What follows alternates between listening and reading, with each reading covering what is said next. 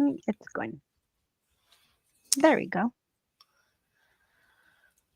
Good afternoon, everyone. It's your caseworker at Dreamers Together, Greta, and I have Ellie, my teammate Elizabeth Roy as Ellie, the accredited rep for Dreamers Together on my other end. How are you, Ellie? I'm doing good. How are you? Good, thank you.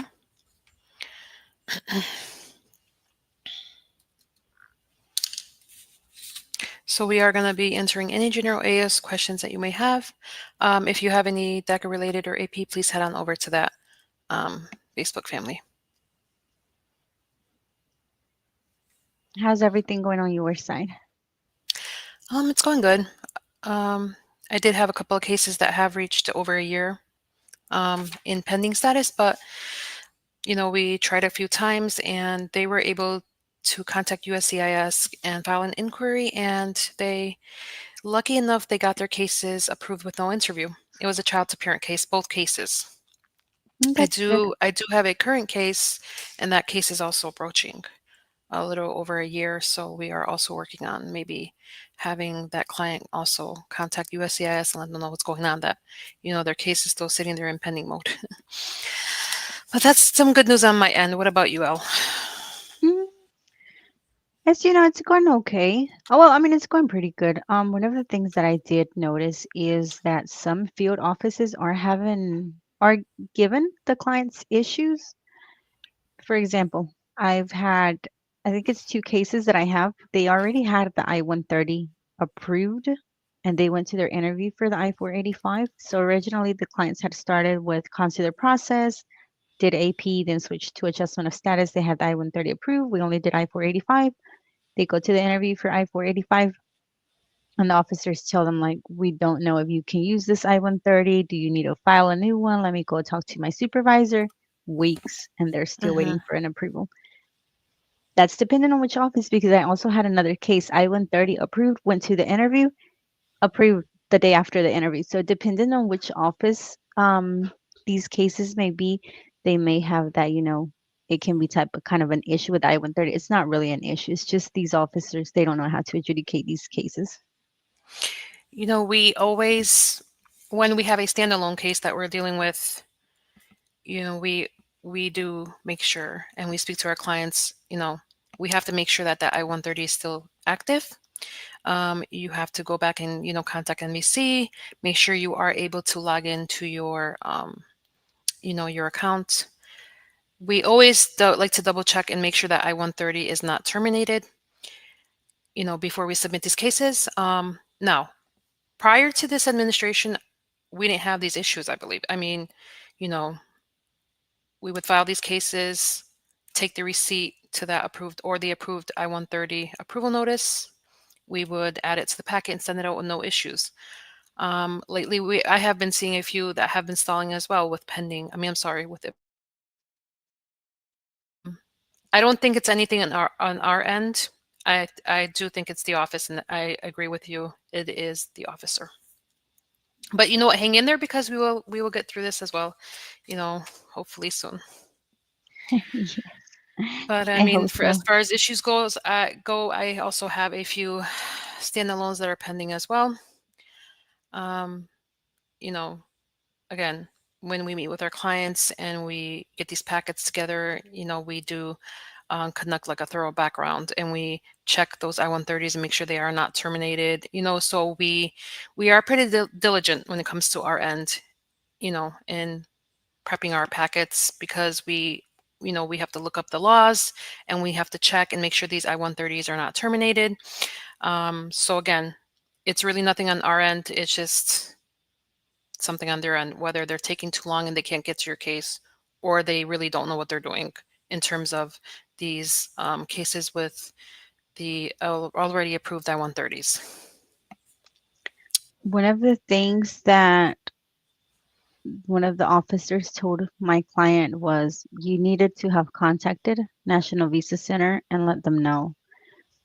But I will tell you that some clients contact them, but not all the clients have, and they don't have any issues whatsoever. So it's a lot of it is, but my recommendation is if you kind of want to avoid all that, contact National Visa Center, send them an email, tell them, hey, I'm going to pursue adjustment of status. continue to keep my case. Cover yourself. Just so the officer asks you, you can tell them, hey, I've done that part. But a lot of it is just like you say, issues with the officers. Unfortunately, So we now again, just have to wait. yeah, that's it. That's pretty much it. So come on, guys. Any questions you have, post them and let's get going. Also, another thing I wanted to touch base with Ellie is, and this is very, very important. Um, Now, I know lately that they have been issuing green cards before they haven't been approving um, the I-131s. So what happens is if your green card is approved before your I-131 gets adjudicated, what will happen is they will terminate that I-131. They will not refund you, okay? So if your green card is approved before your travel document, they will not refund you. They'll just terminate the I-131. Also, you know, I always tell my clients to be careful because when you travel, let's say you do get approved to travel while your green card is pending, you always have to be careful and you have to check on your cases, make sure you're not issued any RFEs or anything like that, especially if you're out of the country.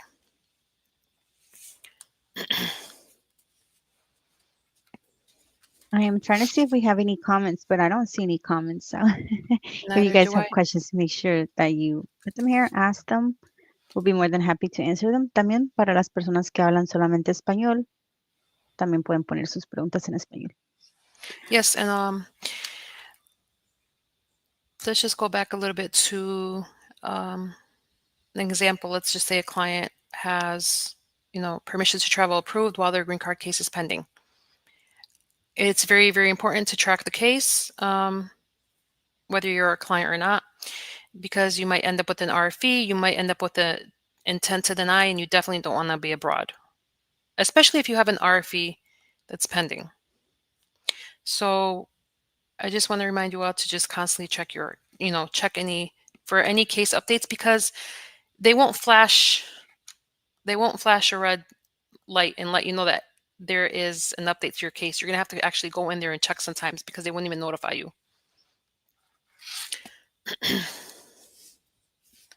So we just wanted to, just a few tips, okay? For those of you that have packets pending, check up every week for any status, because believe it or not, I've had cases where they won't notify us of even an interview. You would have to go in there and check. And for those of you with pending RFEs, please, check up on those as well to make sure you don't get an intent to deny or anything like that. And just Yep. please, if you were issued an RFE and you did answer that RFE, just wait until your interview before you travel. If you have that travel document approved, be careful because you do not want to be abroad with an RFE pending.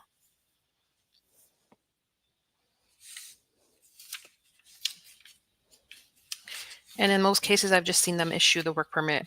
The I-131 is taking months to adjudicate.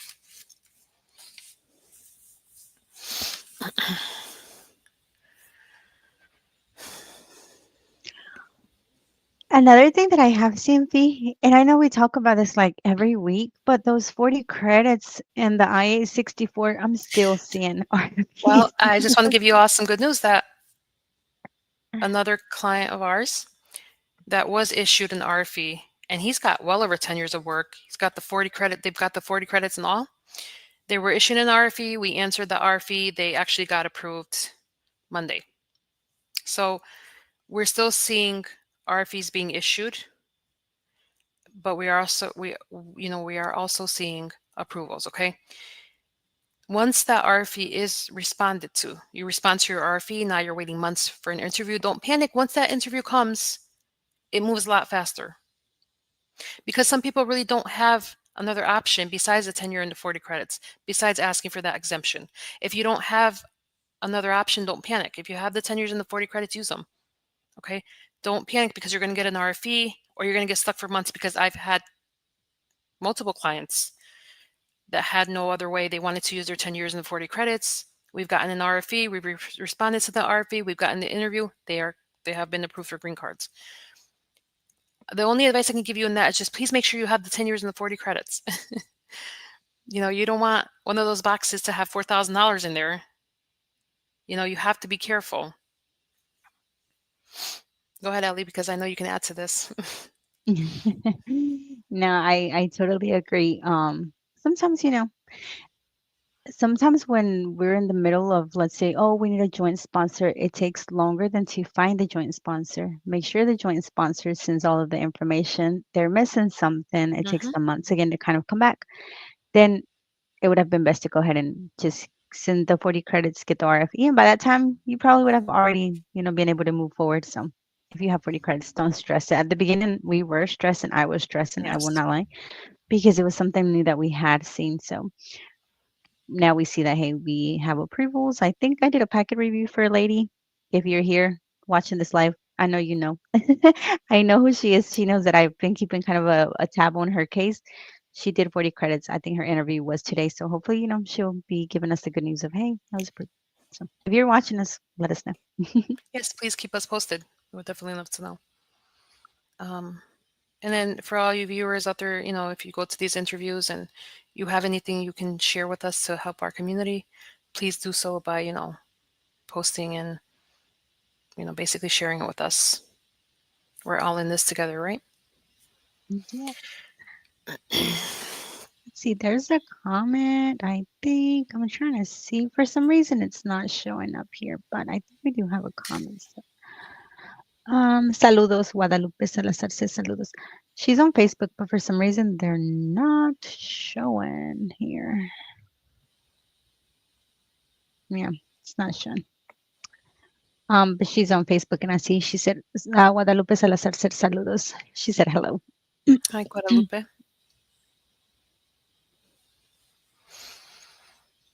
Um, you know what, Ellie? Let's touch base a little bit on the question of the I-45. Have you ever been arrested, cited, or charged? Okay. You can be 15 years old, example, and arrested for something you did at 15. And you are now in your 20s or in your 30s and you're ready to file your I-45 packet, but you don't think anything of it because maybe you were arrested or maybe you were given a warning or maybe you went to court. When you file your AOS packet, the question, have you ever, it does not ask, in the last 5 years, all right, or over the age of 18. It asks, have you ever?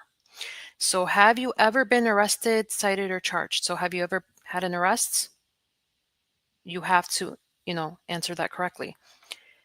Um, if you were 15, you got into a fight and you got arrested, but you didn't go to court, you were arrested. So have you ever been arrested? And you would answer that truthfully and you would gather the documentation to back it up. You know, we can't assume that things that happen, instances that occurred when we were under 18, that they're not going to pop up, because they will, and they're going to want the documentation to them. Because the question, have you ever, that applies to even if you were younger, even if this was over 10 years ago, it's an have you ever question, meaning have you ever, whether you were over 18, under 18, 10 years ago, 20 years ago.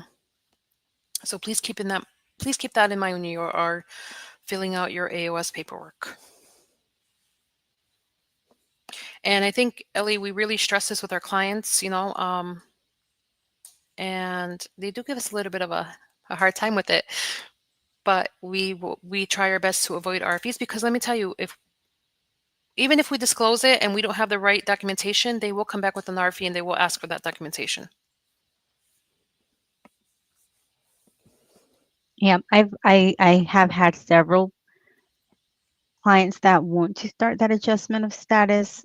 They live in another state where this incident occurred.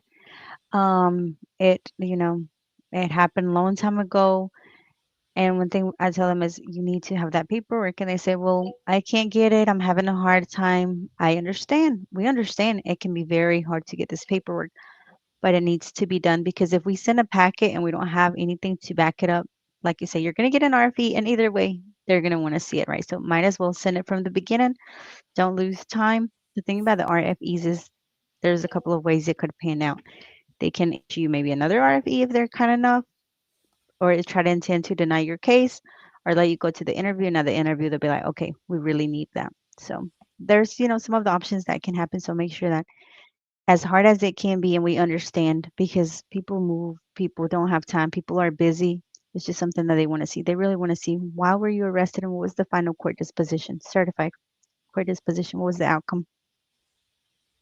Even if you were arrested and released, go to the police station, get some type of documentation. Um, Maybe no charges were filed, or if you were released, whatever the case was, that you didn't need to go to court. You were just maybe arrested, and you can always go to the police station and to the police department and get that documentation. Um, you know, Deal with the headache of gathering all that documentation now, than dealing with the headache of having an RFE and now you have 90 days or less to deal with that. Or, Hmm. you go to the interview and then they issue an RFE after your interview. That can happen as well. Yeah, try to do your best. Make sure you have that backup. And at this position, it should be court certified, meaning the clerk should, place a stamp on it before she gives you that copy.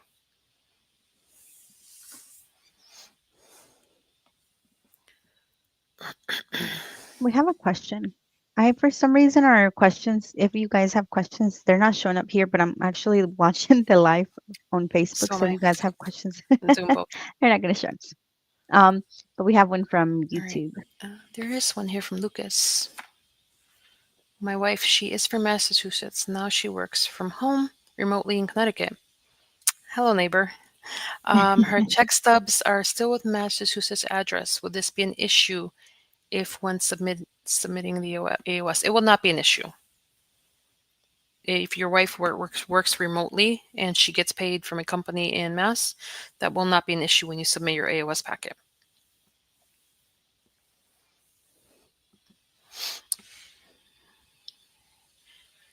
You can also put like whatever her position is and just put remote down, and they'll know. It's not going to be an issue. It's kind of like somebody that has worked for maybe 4 or 5.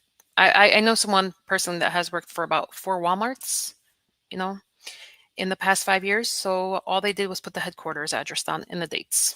So it's not going to cause an issue.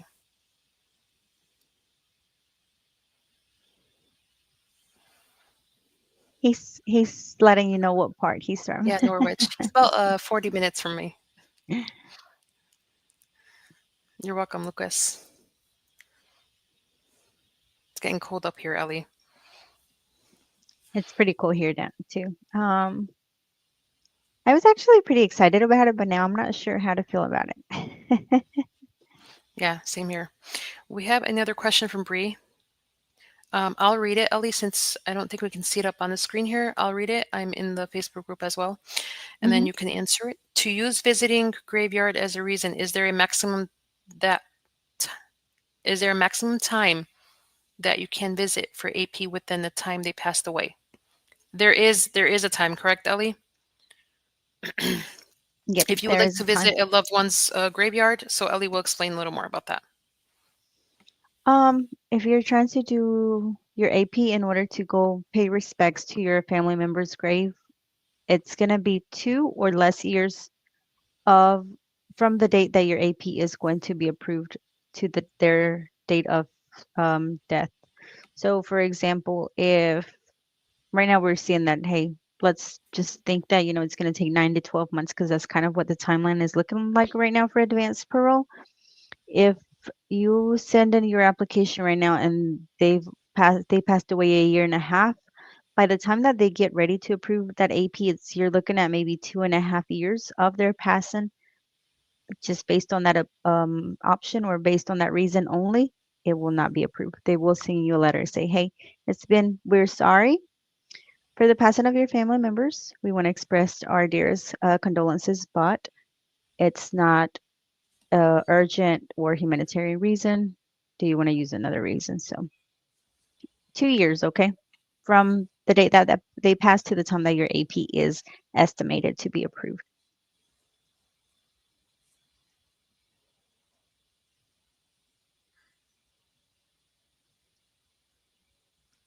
For those of you that are interested in doing advanced pro, remember that we do have a um, advanced pro. We do have an advanced pro team that also takes care of advanced pros. And same way here, the phone number or the email, you can call, set up an appointment, reach out, send us an email, or go to our website, and we do have a team that's more than happy to help.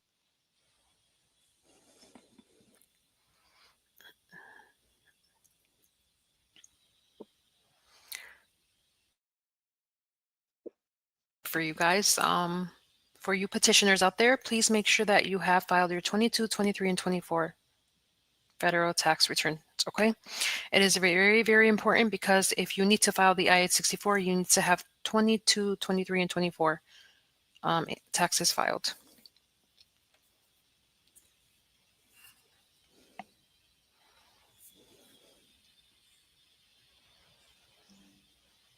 Tax season is coming up. Don't do don't get in trouble, Yes. please.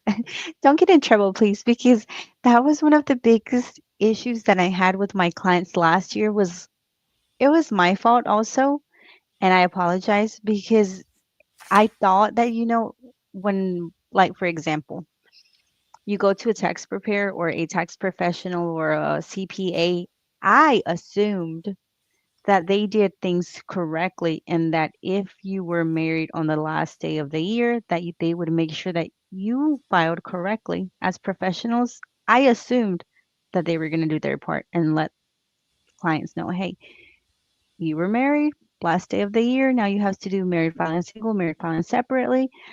And that was not the case. I did have several people, and not just my clients, but I did have several people in the Facebook group that they were advised erroneously to, you're going to get a bigger tax return if you file single or if you file head of household. And these clients or couples were married. So, they were kind of in trouble. It had to be, those tax returns had to be amended. So it was also my fault because I didn't explain to them. So now I'm letting everybody like know. For 2025, and especially if you're in this AOS process, you want to make sure that you file your taxes together. Married filing jointly. If there's a reason, I've heard, child support. You have child support issues. One of the um, spouses has child support, then you can do married filing separately. One of the spouses owes student loans, married filing separately. But please try to stay away from head of household For or single. single. Not only that, you have to go back and you have to amend those taxes, and that's just such a headache in itself.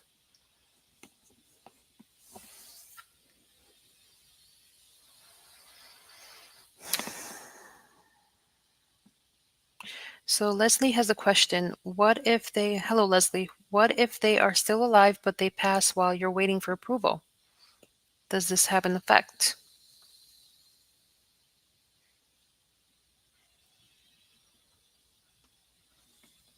Um,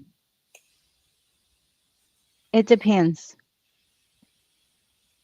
If you get approved You just without any questions, travel. Go. Still, pay your respects. Pay your respects.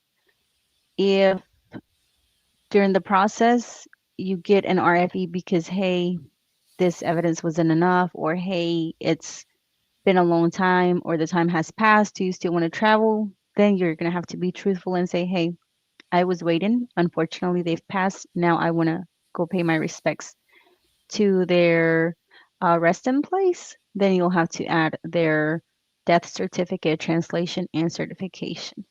So I will say it depends, of course, you always want to be truthful, but it depends what's happening with the case. Are they approving you? No questions asked. Go. If they're requesting RFE, respond truthfully. because when you are filing for this um, permission to travel, you are letting them know that you are visiting someone who is severely ill.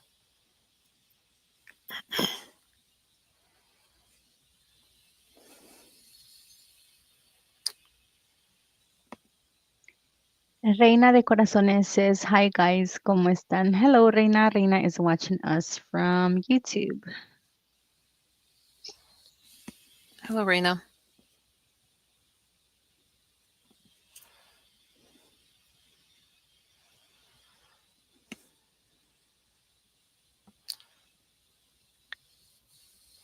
I think we're Ask going to your be on for a few for a few more minutes. I think you know up here in Connecticut, I don't think anyone wants to deal with us today because it's like gloomy outside. It's about to rain.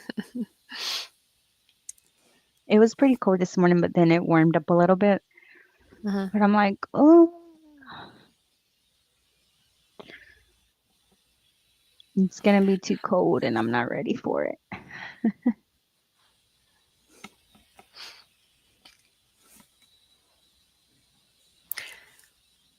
So if once we are done today, if you guys have any further questions, please book a Q&A with us. If you would like a consultation, an AOS consultation, please book an AOS consultation with us. How we handle those consultations is we if we can take your case. If we can take your case, then we explain a little bit about the process and the fee to you. Okay. Um, Also, removal of conditions. We also do packet reviews and we prep removal of conditions as well. We're going to be in Houston, Texas, 24 and 25 of October. So that's actually next week. I didn't realize it was next week, but we're going to be in Houston, Texas next week. If you live in the Houston, Texas area, what area? I know Houston, they say is really big. So we're going to be close to the Hobby Airport. That's the location. Um, you can book an appointment if you're close and you want to do Advanced Pro. Come meet us. Come do your consultation. We'll meet you. We'll explain what the process, what the fees are. After that, we'll transition to own virtual, working with you virtually, but at least you've already met us. We already know what your case is looking like. Same for adjustment of status. We're going to meet our clients in Houston, Texas, 24, 25. But after that, we'll transition them like our other virtual clients. If you follow us here on Facebook, you will see that we have several, approvals of adjustment of status, advanced parole, DACA renewals. We're doing removal of conditions. If you're interested in setting up an appointment, contact us. Hablamos español. If you don't follow us on Facebook, go follow us. Join the group. Read. There's a lot to learn. And also, we also do packet reviews as well. In regards Yes. to adjustment of status packet reviews, we even do advanced parole packet reviews. So please reach out if you need any assistance. hmm I think that's it for today. I know Yeah. everybody's like, I know it's been so hard. It's just been a hard couple of months for everybody, for our team included. For me personally, it's just, so much that's going on. And we can't help but feel what everybody's going through. So stay strong. My biggest thing right now is if you have DACA, don't let it expire, okay? Stay out of trouble. Very important. Stay out of trouble. Please stay out of trouble. If Yes. you're already in the process of adjustment of status, stay out of trouble. If you already got your green card and it's a conditional green card, stay out of trouble. If you have a 10-year green card, you still want to stay out of trouble because you're going to file that citizenship later. Um, Continue to renew your DACA. If you're married to a U.S. citizen and you don't have your legal entry, get a legal entry. Do advanced pro. Well, we don't know what's going to happen. You're right, we don't know, but go ahead and put your application and then we can kind of see how it pans out. No reason in losing more months. Okay. We've already lost too much time. Don't lose more time. Well, I'm not married to a US citizen. Well, you never know. We might do we things happen. One day you might find the love of your life is a US citizen, or you're married to somebody that has a US citizen child that can later petition for you. There's a lot of options. So renew DACA if you can, file for AEOS. If you can't yet, get that legal entry. Either way, it's there one day. You may need it Yes. and stay out of That trouble. that legal entry is your golden ticket. And again, like Ellie said, stay out of trouble, wear your seatbelt. And it sounds That's like it's simple. But that's very yeah. important. Hmm All right, everyone. It was truly our pleasure. Um, we hope we were able to give you guys some, guidance and some advice today. Stay out of trouble, don't panic, and definitely apply for AP if you have not. Everyone, have yourselves a great day and a great week. Till next Bye, week. Bye everyone. bye. Bye.